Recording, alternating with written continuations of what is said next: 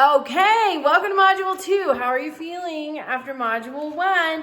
I loved the week 1 discussion, the Module 1 discussion about the Emma Lazarus, I'm having tongue-tied, poem, The New Colossus, and the comparison between the hopefulness in the poem and some of the harsh realities.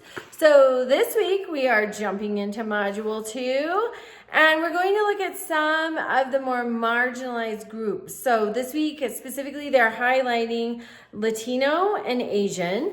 So if you go through our history, we've had some interesting legislation, such as the Naturalization Act of 1870.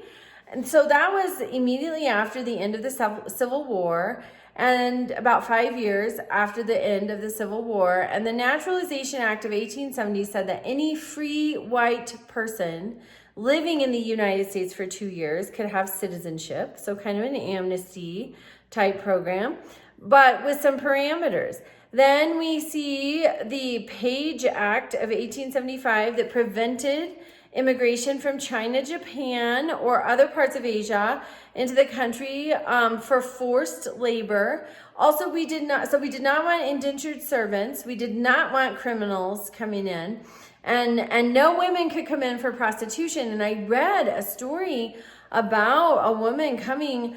She and her husband, for whatever reason, had traveled separately. At the port of entry, she was deemed a prostitute and denied entry.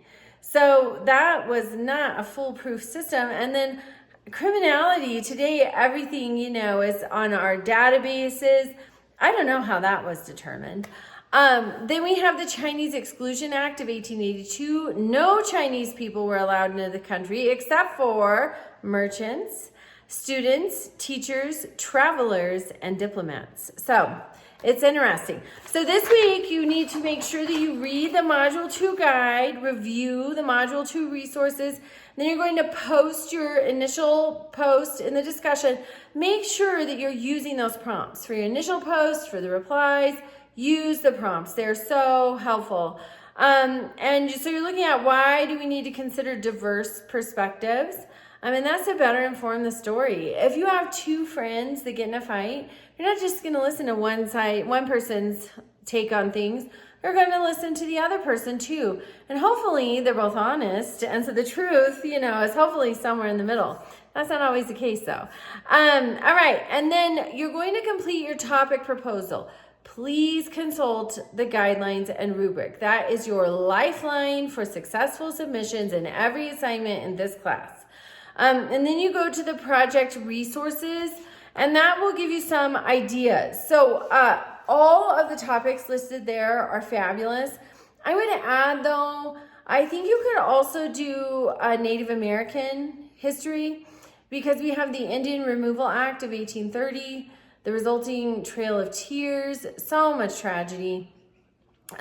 So I think you could do Native American history too. If you want to do something that is not on that list and it's not Native American history, please reach out to me and let's just make sure that it'll work.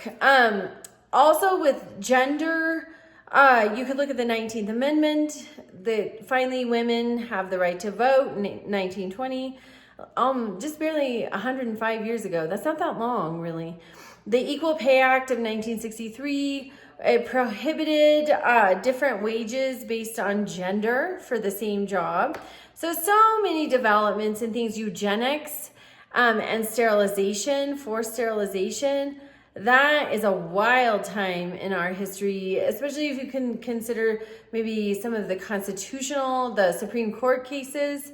And just, that is really a wild time in our history. But everything in that list is interesting. There's ample material that you can find, research material. So if you have a question about something though, please reach out to me and we'll get it figured out. All right, so your topic proposal assignment is due Sunday.